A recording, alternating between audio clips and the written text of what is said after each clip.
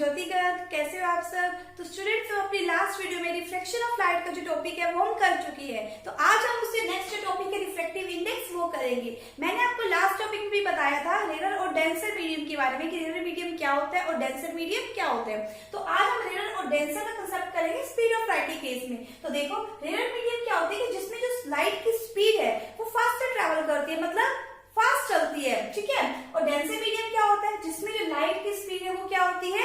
Slow होती है। अगर मैं आपको कहूं कि दो मीडियम गिवन है, इसमें से बताओ कौन सा रेयर है या फिर कौन सा डेंसर, किस केस में? स्पीड ऑफ लाइट के केस में। तो आप कैसे बता सकते हो कि मान लो जिस मीडियम के अंदर लाइट की स्पीड क्या होगी? ज्यादा होगी, वो मीडियम कौन सा होगा? रेयर होगा। और जिस मीडियम में लाइट की स्पीड क्या है? कम होगी, वो मीडियम कौन सा होगा? डेंसर होगा, ठीक है। तो उसके बाद एक नेक्स्ट टर्म आती है ऑप्टिकल डेंसिटी। क्या आती है स्टूडेंट्स? Optical density. ये डेंसिटी वो नहीं है मास पर यूनिट वॉल्यूम, ठीक है। ये क्या है? ऑप्टिकल डेंसिटी है। ऑप्टिक्स का मतलब आप सबको पता है, ये क्या होता है? लाइट।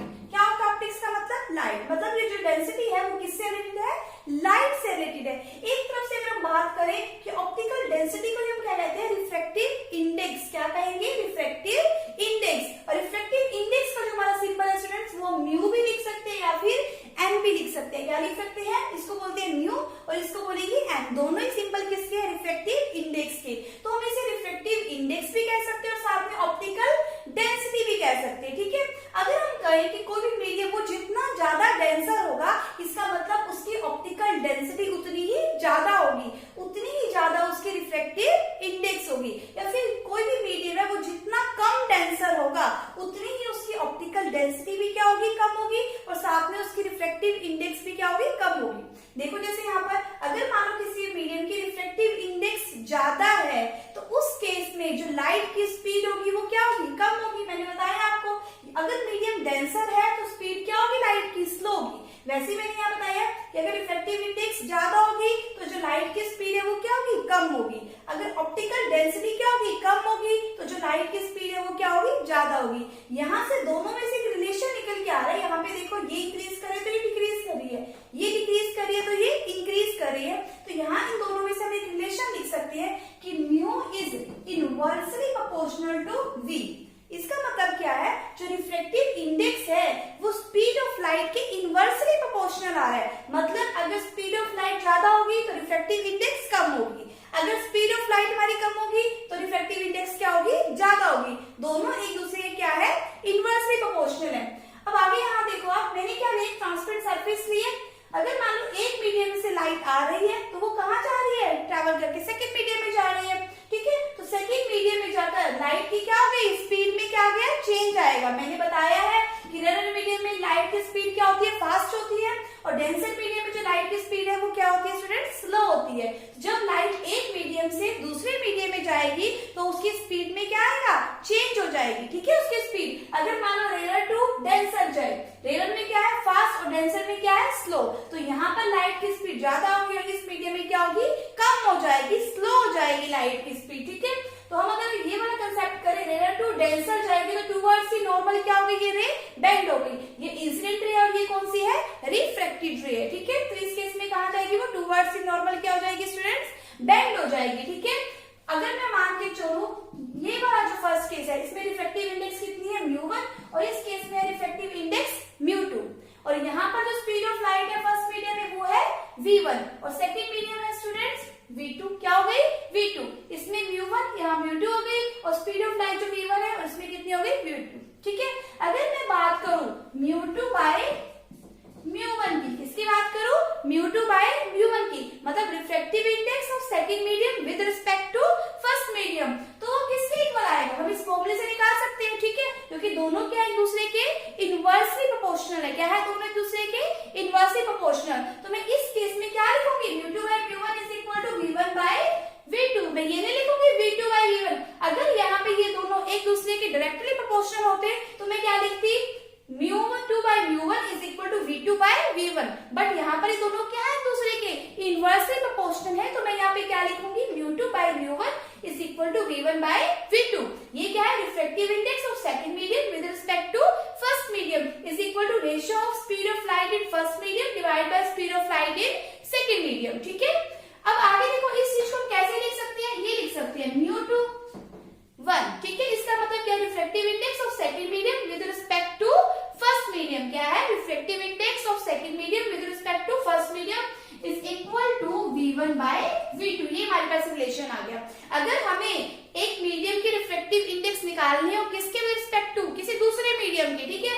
अगर मैं यहाँ पे किसकी निकाल रही हूँ? सेकंड मीडियम की रिफ्लेक्टिव इंडेक्स निकाल रही हूँ। किसकी निकाल रही हूँ? सेकंड मीडियम की। किसके? विद रिस्पेक्ट टू फर्स्ट के, ठीक है। तो किसके इक्वल हो जाएगा? Speed of light in first medium divide by speed of light in second medium. तो इस हिसाब से हम क्या निकाल सकते हैं? किसी भी मीडियम की रिफ्लेक्टिव इंडेक्स को हम कैलकुलेट कर सकते हैं। देखो स्टूडेंट, जैसे हमने अभी रिलेशन निकाला 1 V2 is equal to V1 by V2, मतलब reflective index of second medium with respect to first medium is equal to speed of light in first medium divide by speed of light in second medium. और इस symbol को हम लिख सकते हैं N/1V, ठीक है। अगर मान लो मुझे एयर की स्पीड ऑफ लाइट जो गिवन है वो कितनी है? 3 इंटू एयर में स्पीड ऑफ लाइट जो गिवन है 3 into 10⁸ metre per second given है, ठीक है। और ग्लास में जो स्पीड ऑफ लाइट मुझे गिवन है वो कितनी है? 2 इंटू 10⁸ मीटर पर सेकेंड। तो मैं क्या निकाल सकती हूँ यहाँ पर? इफेक्टिव इंडेक्स फाइंड आउट कर सकती हूँ। मैंने बताया था कि हमें दोनों की क्या पता होना चाहिए? स्पीड ऑफ लाइट पता होगी तो हम इजिली क्या फाइंड आउट कर सकते हैं? किसी भी मीडियम की इफेक्टिव इंडेक्स हम फाइंड आउट कर सकते हैं, ठीक है। तो ऐसे ही मैं यहाँ पर किसकी इफेक्टिव इंडेक्स फाइंड आउट कर रही हूँ? ग्लास की विद रिस्पेक्ट टू एयर। तो reflective index of glass with respect to air is equal to speed of light in first medium. First medium हमारा क्या है? एयर। तो क्या हो जाएगी? 3 into 10⁸ metre per second and divide by speed of light in second medium. Second हमारा medium क्या है? ग्लास। तो क्या लिखेंगे? 2 इंटू 10⁸ मीटर पर सेकेंड। तो क्या आ जाएगा यहाँ से? 1.5। तो reflective index of glass with respect to air किसके इक्वल आ गई? 1.5 आ गई। तो यहाँ से हमें दो चीजें पता चल रही है। एक तो हमें रिफ्लेक्टिव इंडेक्स पता लग रही है कि रिफ्लेक्टिव इंडेक्स जो ग्लास की है वो एयर के कंपैरिजन में कितने टाइम्स है? 1.5 टाइम्स। या फिर हम कहते हैं जो ऑप्टिकल डेंसिटी है वो एयर के कंपैरिजन में ग्लास की कितनी है? 1.5 टाइम्स। और अगर हम स्पीड ऑफ लाइट की यहाँ बात करें, जो स्पीड ऑफ लाइट है वो ग्लास में कितने गुना क्या है? कम है, स्लो है। किसके कंपैरिजन में? एयर के कंपैरिजन में, क्योंकि रिफ्लेक्टिव इंडेक्स और स्पीड ऑफ लाइट दोनों क्या है? दूसरे के इनवर्सली प्रोपोर्शनल। तो एक चीज ज्यादा तो दूसरी क्या होगी? कम होगी। तो जो स्पीड ऑफ लाइट है किसमें? ग्लास में। किसके कंपैरिजन में? एयर के कंपैरिजन में। वो कितने गुना कम है? 1.5 टाइम्स। मतलब क्या है? स्लो है। जो स्पीड ऑफ लाइट है वो किसके अंदर है? ग्लास में। इतने टाइम्स क्या है? स्लो है। किसके कंपैरिजन में? एयर के कंपैरिजन में। तो ऐसे हम किसी की भी रिफ्लेक्टिव इंडेक्स जो मीडियम की फाइंड आउट कर सकते हैं। तो हमें क्या पता होना चाहिए? दोनों मीडियम की स्पीड ऑफ लाइट पता होनी चाहिए कि किस मीडियम में स्पीड ऑफ लाइट जो है वो कितनी है, ठीक है। नेक्स्ट आती है बात एब्सोल्यूट रिफ्लेक्टिव इंडेक्स। तो स्टूडेंट्स, एब्सोल्यूट रिफ्लेक्टिव इंडेक्स क्या है? अगर जैसे इसी फॉर्मूले से देख लो आप, अगर इन दोनों में से, ठीक है, अगर जो एक मीडियम है वो क्या हो? एयर या फिर वैक्यूम हो। अगर इन दोनों में से एक मीडियम एयर या फिर वैक्यूम होगा तो उस रिफ्लेक्टिव इंडेक्स को हम क्या कहेंगे? Absolute reflective index. तो इसका फॉर्मूला क्या हो जाएगा? NN=C/V। क्योंकि यहाँ पर जो रिफ्लेक्टिव इंडेक्स हम निकालेंगे वो किसकी निकालेंगे? सेकेंड मीडियम की। क्योंकि फर्स्ट मीडियम तो हमें पता है क्या है? एयर या फिर वैक्यूम है। तो उसकी स्पीड ऑफ लाइट क्या हो जाएगी? Speed of light in air और वैक्यूम क्या हो जाएगी? C, जिसकी वैल्यू क्या होती है? 3 इंटू 10⁸ मीटर पर सेकेंड, ठीक है। अगर दोनों में से हमारे पास एक मीडियम जो है वो एयर या फिर वैक्यूम का है, ठीक है, तो उस टाइम पे उस रिफ्लेक्टिव इंडेक्स को कहेंगे एब्सोल्यूट रिफ्लेक्टिव इंडेक्स। अब आपको पता लगेगा कि दोनों मीडियम में से हमें एक मीडियम का पता है कि एयर या फिर वैक्यूम है, तो इजीली हम उसके रिफ्लेक्टिव इंडेक्स को फाइंड आउट कर सकते हैं और उस रिफ्लेक्टिव इंडेक्स को हम क्या कहेंगे? एब्सोल्यूट रिफ्लेक्टिव इंडेक्स, ठीक है। आगे देखो, अगर मैं कहूँ कि रिफ्लेक्टिव इंडेक्स ऑफ वाटर कितनी होती है? 1.33। कितनी होती है? 1.33। And reflective index of glass कितनी है? 1.5। क्या है रिफ्लेक्टिव इंडेक्स ऑफ ग्लास? 1.5, जो अभी हम यहाँ फाइंड आउट भी किया 1.5। ऐसे हम किसकी निकाल सकते हैं? वाटर की भी फाइंड आउट कर सकते हैं, ठीक है।